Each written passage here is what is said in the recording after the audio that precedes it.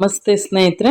ಇವತ್ತಿನ ಒಬ್ಬ ಲೇಖಕಿಯ ಪರಿಚಯ ನಂಜನಗೂಡು ತಿರುಮಲಾಂಬರ ಪರಿಚಯವನ್ನ ಮಾಡಿಕೊಡ್ತಾ ಇದ್ದೀನಿ.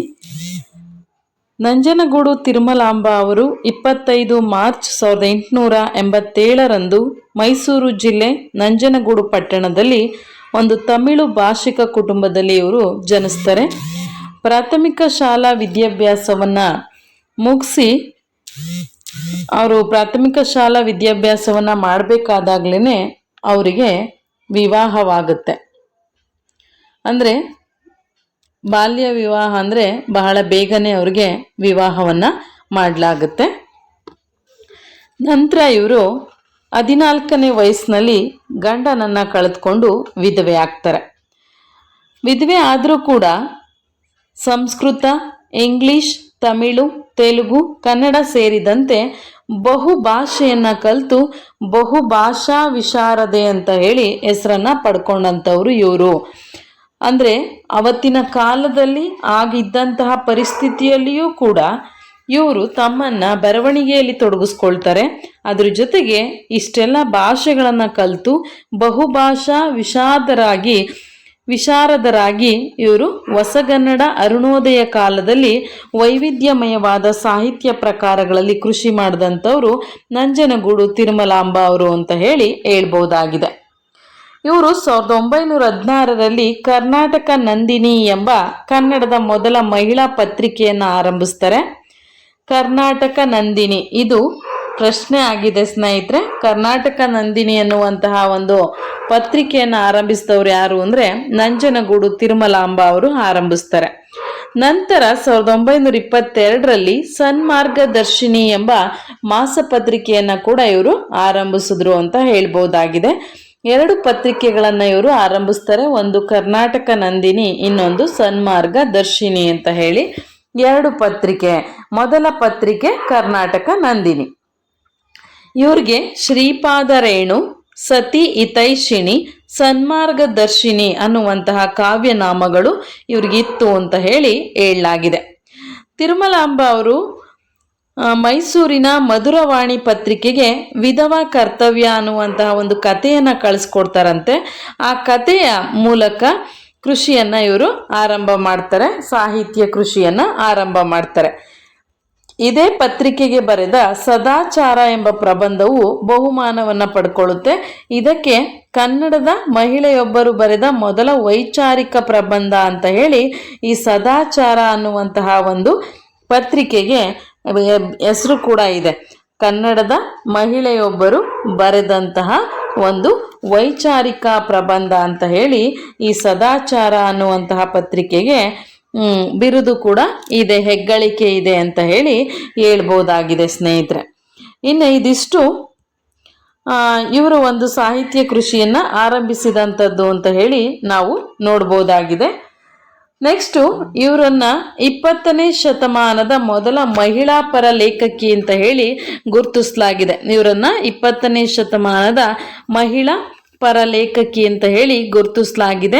ಇವರು ಸರಸ್ವತಿ ಪೊರೆಯನ್ನನು ಎಂಬ ಒಂದು ಹಾಡನ್ನು ಬರೀತಾರೆ. ಆ ಹಾಡಿನ ಮೂಲಕ ಕಾವ್ಯಾವಲೋಕನವನ್ನು ಕೂಡ ಇವರು ಪ್ರವೇಶ ಮಾಡ್ತಾರೆ ಅಂತ ಹೇಳಿ ಹೇಳ್ಬೋದಾಗಿದೆ. 3 ಒಂದು ಕವನ ಸಂಕಲನಗಳನ್ನು ಕೂಡ ಹೊರತಂದಿದ್ದಾರೆ ಅಂತ ಹೇಳಿ ಹೇಳ್ಬೋದಾಗಿದೆ. ನೆಕ್ಸ್ಟು ಇವರು ತಮ್ಮ ಕೃತಿಗಳನ್ನು ಪ್ರಕಟಿಸೋದಕ್ಕೋಸ್ಕರ ಸತಿ ಹಿತೈಷಿಣಿ ಅನ್ನುವಂಥ ಒಂದು ಪ್ರಕಾಶನವನ್ನು ಆರಂಭಿಸ್ತಾರೆ. ಇದರ ಕೃತಿಯ ಒಂದು ಪ್ರಥಮ ಕೃತಿ ಪುಷ್ಪವಾಗಿ ತಮ್ಮ ಸುಶೀಲೆ ಎನ್ನುವಂತಹ ಕಾದಂಬರಿ, ಇದು ಪ್ರಶ್ನೆ ಆಗಿದೆ. ಸುಶೀಲೆ ಯಾರ್ದು ಅಂತ ಅಂದರೆ ನಂಜನಗೂಡು ತಿರುಮಲಾಂಬ ಅವರ ಒಂದು ಕಾದಂಬರಿ ಸುಶೀಲೆ ಎನ್ನುವಂತಹ ಕಾದಂಬರಿಯನ್ನು ಇವರು ಪ್ರಕಟಿಸ್ತಾರೆ. ಈ ಪ್ರಕಾಶನದ ಮೂಲಕ ಸುಮಾರು 16 ಕೃತಿಗಳನ್ನು ನಂಜನಗೂಡು ತಿರುಮಲಾಂಬ ಅವರು ಪ್ರಕಟಿಸಿರುವಂಥದ್ದನ್ನು ನಾವು ನೋಡ್ಬೋದಾಗಿದೆ.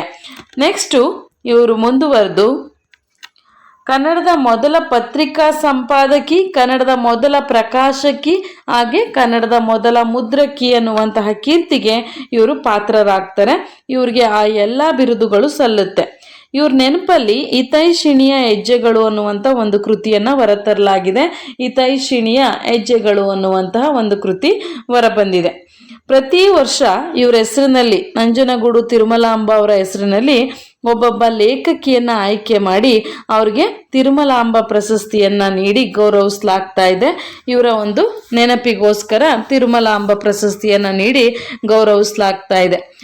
ಅಪರಿಚಿತವಾಗಿದ್ದಂಥ ಇವರ ಸಾಹಿತ್ಯವನ್ನ ಚೀನಾ ಮಂಗಳ ಅವರು ನಾಡಿಗೆ ಪರಿಚಯಿಸ್ತಾರೆ. ಚೀನಾ ಮಂಗಳ ಅವರು ಇವರ ಒಂದು ಸಾಹಿತ್ಯವನ್ನ ಕನ್ನಡ ನಾಡಿಗೆ ಪರಿಚಯಿಸಿದಂಥವರು ಚೀನಾ ಮಂಗಳ ಅವರು. ಇದು ನಾನು ಇಲ್ಲಿ ಎಂಟ್ರಿ ಮಾಡಿಲ್ಲ, ಟೈಪ್ ಮಾಡಿಲ್ಲ ಸ್ನೇಹಿತರೆ, ಹಾಗೆ ಹೇಳ್ತಾ ಇದ್ದೀನಿ, ನೆನಪಿಸ್ಕೊಳ್ಳಿ. ಕನ್ನಡ ಸಾಹಿತ್ಯ ಲೋಕ ಸದಾ ಸ್ಮರಿಸುತ್ತೆ.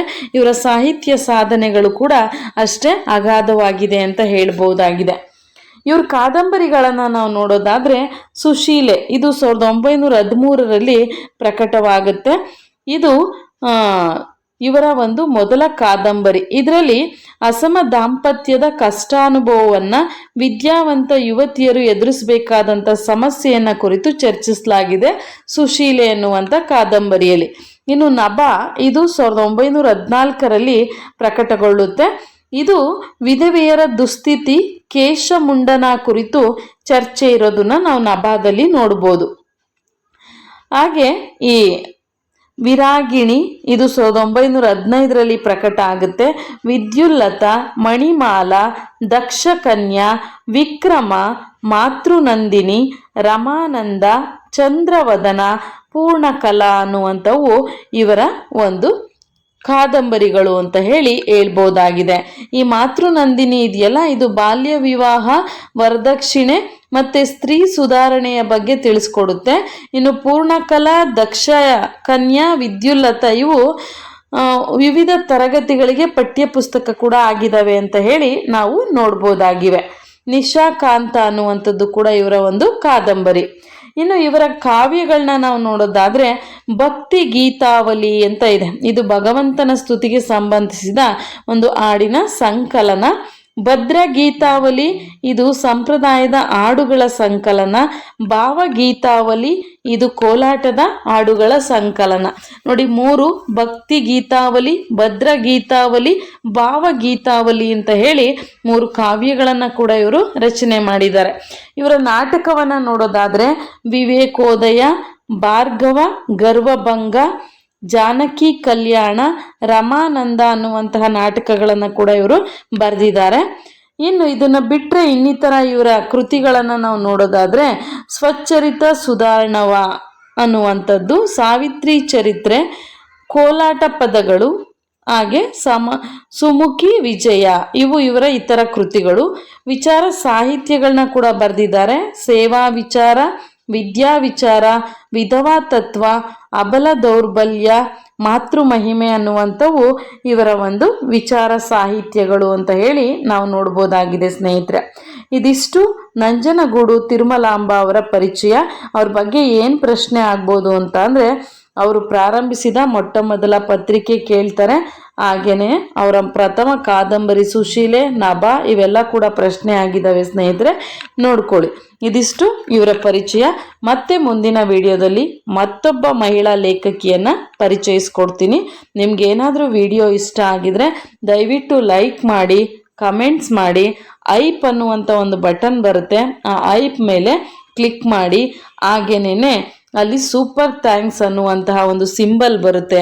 ನಿಮ್ಗೇನಾದರೂ ಈ ವಿಡಿಯೋಗಳು ಇಷ್ಟ ಆದರೆ ನೀವು ಅಲ್ಲಿ ಸ್ಟಾರ್ಟಿಂಗ್ ಪ್ರೈಸಿಂದ ಎಷ್ಟನ್ನು ನಾವು ಪೇ ಮಾಡ್ಬೋದು ಅಂತ ಇದೆ ಸ್ನೇಹಿತರೆ. ಅದು ನಾನು ಇಷ್ಟೇ ಮಾಡಿ ಅಂತ ನಿಮ್ಗೆ ಹೇಳಲ್ಲ. ನಿಮಗೆ ಎಷ್ಟು ಪೇ ಮಾಡಬೇಕು ಅನಿಸುತ್ತೋ ನೀವು ಅಷ್ಟನ್ನು ಪೇ ಮಾಡ್ಬೋದು. ಯಾಕೆಂದರೆ ನನ್ನ ವಿಡಿಯೋಗಳು ಗ್ರೋತ್ ಆಗೋದಕ್ಕೋಸ್ಕರ ನಾನು ಕೇಳ್ತಾ ಇದ್ದೀನಿ ಅಷ್ಟೇನೆ. ನಿಮ್ಗೇನಾದರೂ ಈ ವಿಡಿಯೋಗಳು ಇಷ್ಟ ಆದರೆ ಅಲ್ಲಿ 40 ರೂಪೀಸಿಂದ ಸ್ಟಾರ್ಟಿಂಗ್ ಇದೆ. ನೀವು 40ನೇ ಮಾಡಿದ್ರೂ ಪರವಾಗಿಲ್ಲ.